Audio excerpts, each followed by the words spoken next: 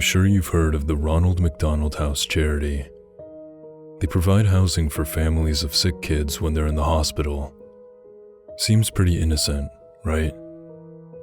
Well, there's another side to the charity. There's another type of Ronald McDonald House, one that not many people know about. There's one in most big cities. You won't find it by looking for it. It doesn't have an address. It doesn't have a sign above the door. It doesn't even have windows. No, the only way you'll find it is if you're taken there. That's how I found it. I've never met my real parents. I've been in and out of foster families and group homes here in Detroit since I was a kid. I'm 15 now, and I'm what they refer to as a bad kid. Always causing trouble, always getting thrown out and placed with another unsuspecting do-gooder who thinks they can help me. I always prove them wrong. My caseworker sat across the black metal table, looking weary and frazzled. On the table between us was a thick letter-sized brown envelope. My case file. "Well, your reputation has preceded you," she said, "and now you only have two options: military school in Lansing, or the Ronald McDonald House, which has miraculously cleared you for acceptance." I don't have the patience for drill sergeants and 5 a.m. reveille, and how bad could a halfway house named after a fast food clown possibly be? Ronald McDonald House, it was. Dark clouds loomed above me the day I climbed into the back of my caseworker's town car. My few belongings in a backpack and the clothes on my back. That's all I could take. One of the few belongings I had was a photo album filled with pictures of all the foster families I had been with.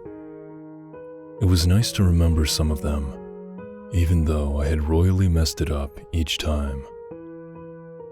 "I've had a few cases who went through the Ronald McDonald House," the caseworker said from the front seat. "Things went so well for those kids, I never had to transfer them anywhere else. In fact, the house took over their case files and everything."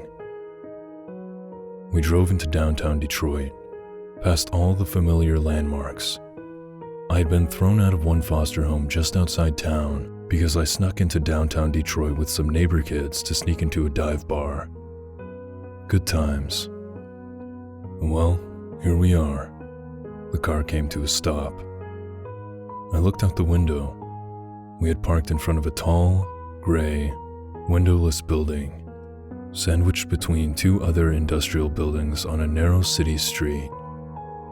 I noticed there was an address on the building to my left, and one on the right, but none on this particular building. Not even a sign. "Are you sure?" I asked, hesitating as I opened the car door and climbed out of the back seat. I slung my backpack over my shoulder, clinging tightly to the strap, and followed the caseworker up to the windowless metal doors. She pressed a buzzer and spoke to someone inside, and the doors clicked to unlock. We walked in. As soon as the metal doors closed behind us, I noticed the pin-drop silence. It was that sort of silence that is so oppressive and empty, it almost deafens you. Across the dimly lit lobby, there was a glass window with someone inside. A secretary. She was turned away, typing something intently. We walked over to the window. The caseworker rang a bell on the counter, and the secretary spun around in her chair. Her face was painted like a clown, like Ronald McDonald, in fact. She even had the short, curly red hair. Otherwise, she wore a typical white nurse's dress. I wanted to laugh at how bizarre it was, but I couldn't. A chill swept down my spine. Something was not right. I watched as the nurse and my caseworker interacted. Paperwork was passed through the window. The caseworker slid my case file under the glass as the nurse slid her some papers to sign. As my caseworker signed the papers, The nurse looked at me. Her smile should have been warm and welcoming, but all I saw in her eyes was hunger. "I can't stay here," I stammered loudly. "Take me to the military school in Lansing, please." "What's the matter, sweetie?" the nurse asked, her voice muffled slightly by the glass. "Afraid of clowns?" I looked into her hungry eyes. Now there was a malicious glint as she laughed.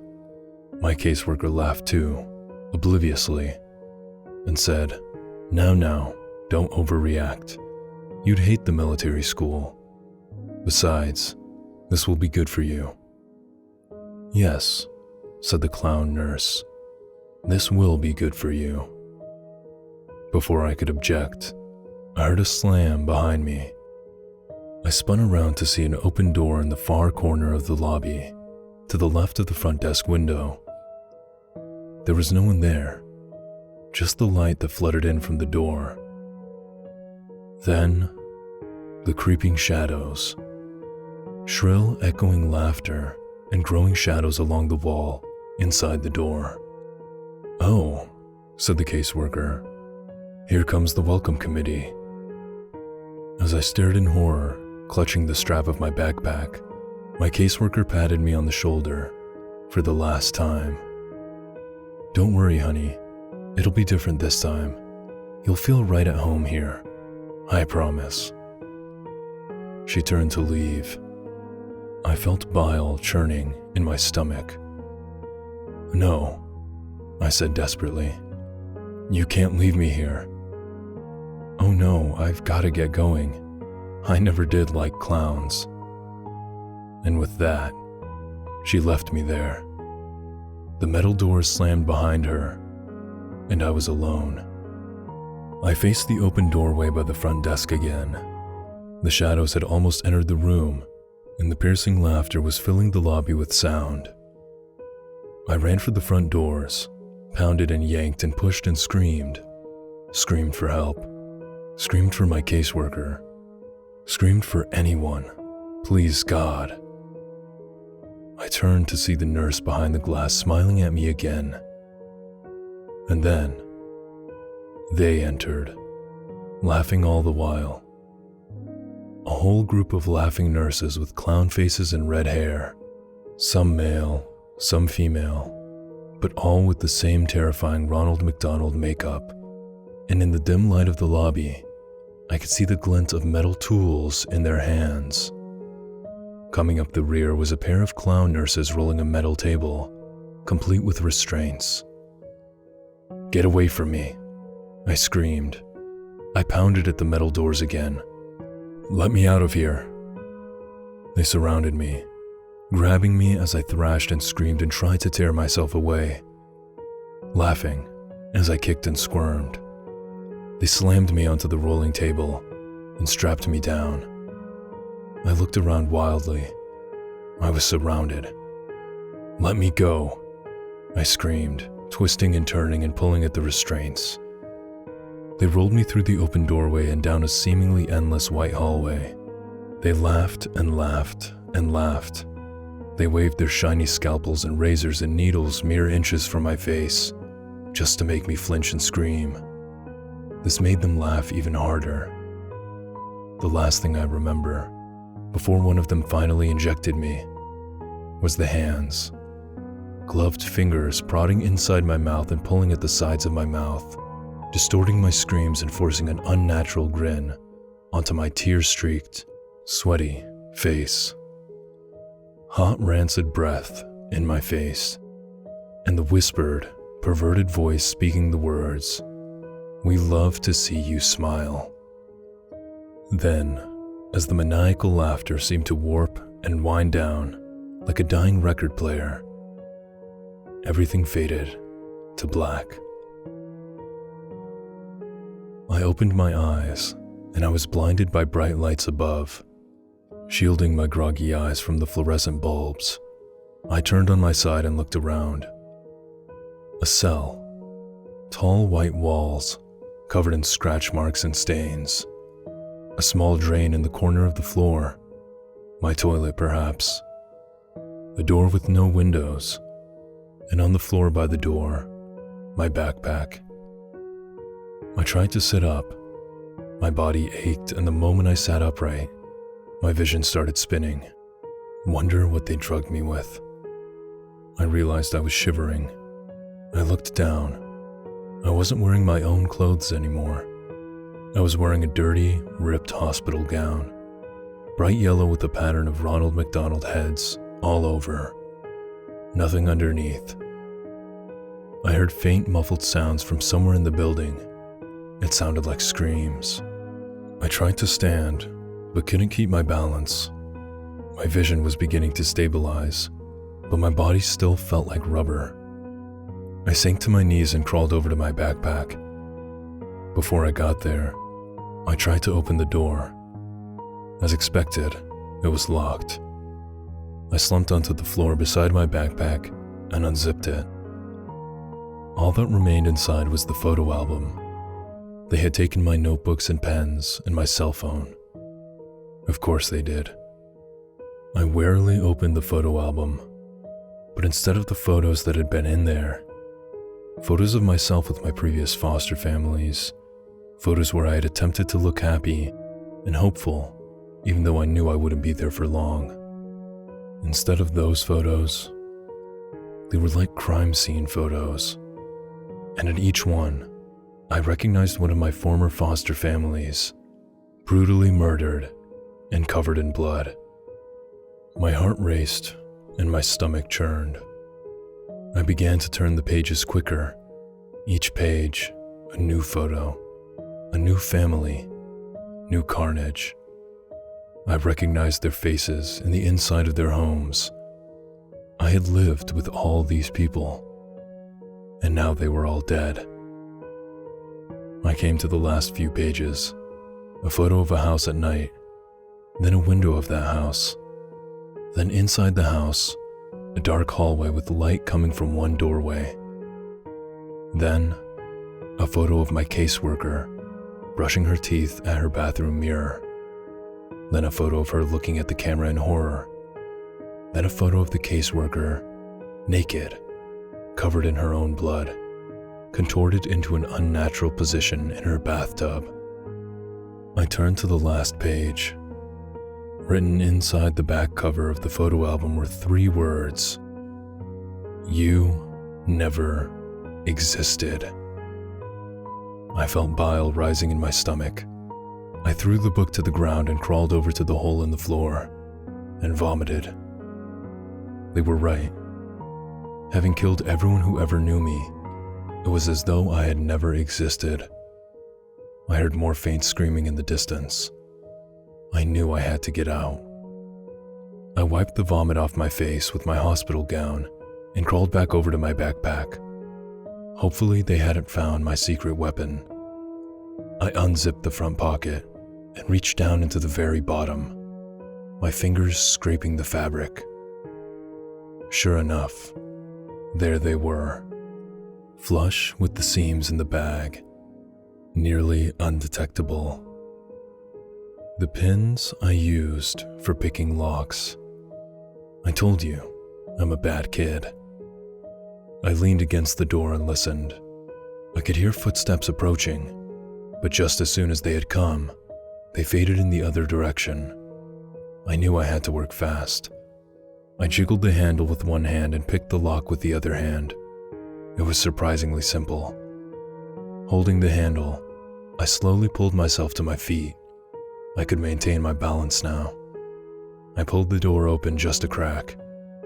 A clown nurse darted past. My heart almost stopped, but his footsteps didn't slow or change, and soon faded. He didn't notice me.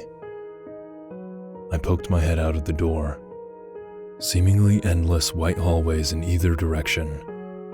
The distant screams were louder now, coming from all around. Taking a deep breath, I stepped into the hallway and closed the door behind me. I decided to go to the right, passing doors, identical to the door I had been behind. I heard the screams and sobbing coming from behind each one. I stopped for a moment, at one door. I heard the crying of a child inside. I jiggled the handle to see if I could let him out. Locked. I kept moving, looking behind me every few seconds to make sure no nurses had come into the hallway. Then I passed a set of white double doors. I stopped for a moment. The word "play place" was written in tall, thin letters across the width of both doors. I heard more screaming coming from within, the screams of multiple people, and laughter. The insane, shrill laughter of the clown nurses. I shuddered. I was afraid to find out what sort of torture was happening inside, and I knew I had to keep moving. I saw a door ahead with a stairway symbol. I headed for it. As I opened the door, I glanced behind me and saw 2 clown nurses emerging from the play place room. Their white nurse outfits were covered in streaks of blood. I quickly shut myself into the stairwell, hoping they hadn't noticed me. The stairwell was dimly lit, with cement walls and rusty railings. I looked behind at the door I had just closed. There was a red number 5 on it, so I must be on the 5th floor. I decided I had to get to the ground level. Each footstep echoed as I began to descend the stairs. I couldn't hear the screaming anymore, just a low, deep humming sound, like pipes in the walls. It was a welcome respite. I finally came to the door numbered 1. The staircase seemed to descend a few floors lower, but I stopped here and slowly peeked through the door. More white hallways. No clown nurses to be seen. So far, so good. I stepped through the door and walked into the hallway. I noticed I couldn't hear any screaming on this floor, just the buzz of the fluorescent tube lights above. I came to the end of the hallway, and another set of double doors. A large red cross, the kind you'd see on a lifeguard stand or a first aid kit, was painted across the width of the doors. I pressed my ear to the door. All I heard was a slow, rhythmic pulse, like a machine at work, and, faintly, a beeping sound, like you'd hear in a hospital room. I knew I shouldn't open the door. I knew this wasn't the exit. I knew I should keep looking. But I had to see.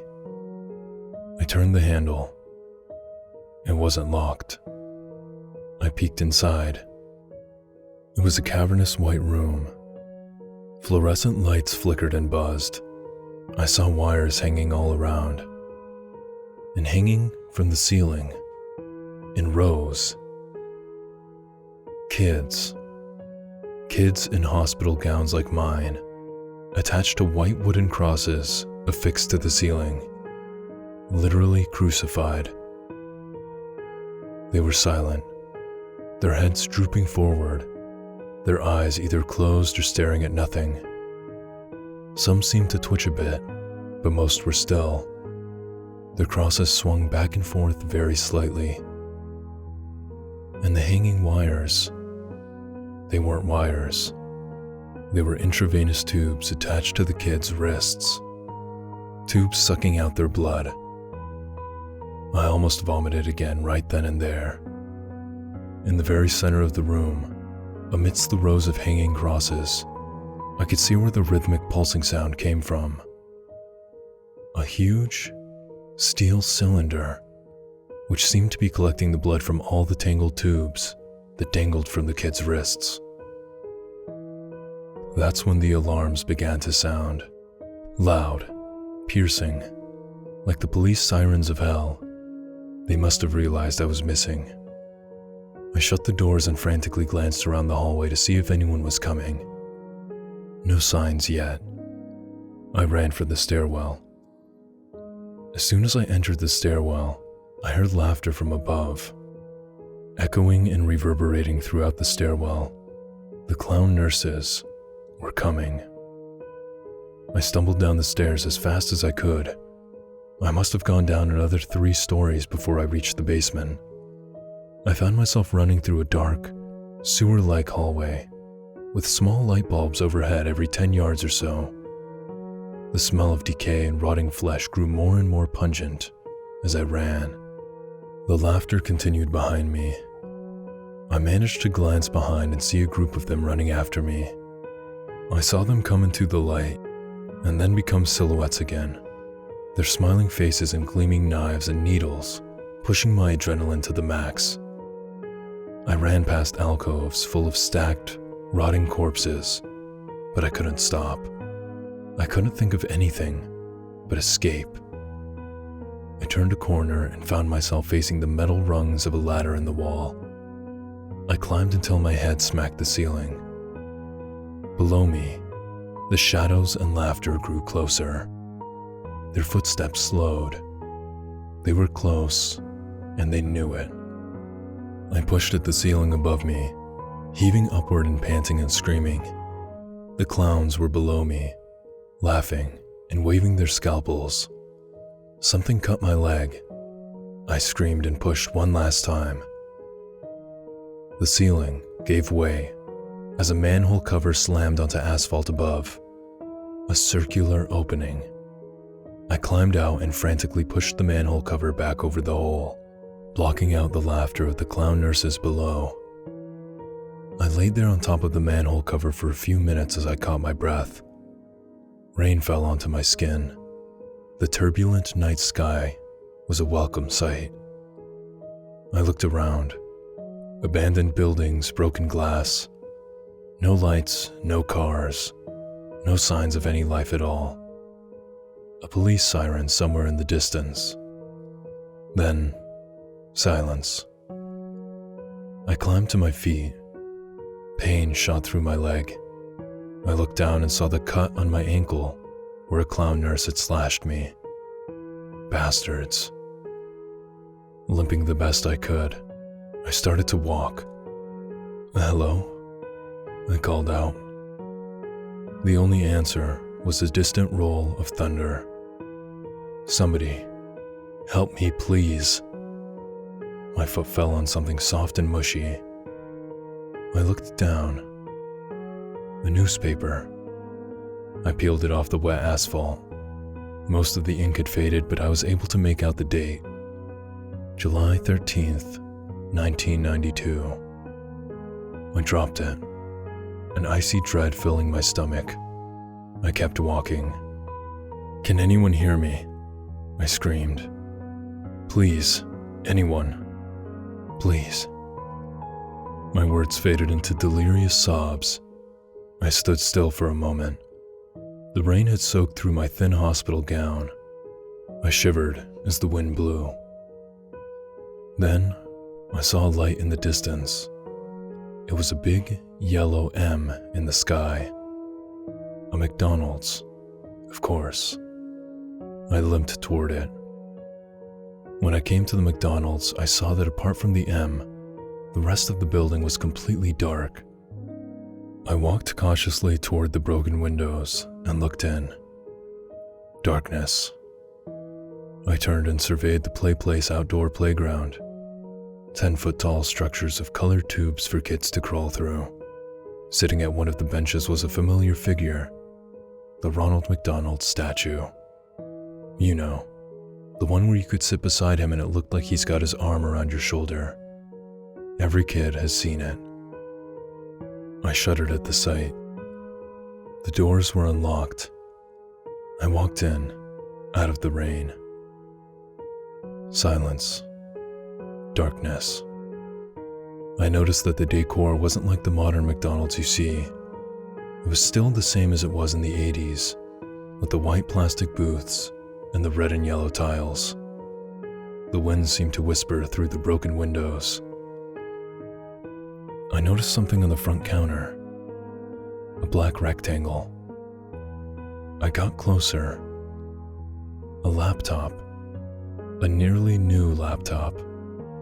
I let out a soft, delirious laugh. I knew what I was supposed to do. So I took the laptop outside and sat beside the Ronald statue. I opened the laptop and began to type this story. The rain is falling on the keys, but I don't care. There's nothing left to do now, but wait. Because I've been noticing, out of the corner of my eye, Ronald is trying to look over my shoulder. He's laughing now. All I can do is join him.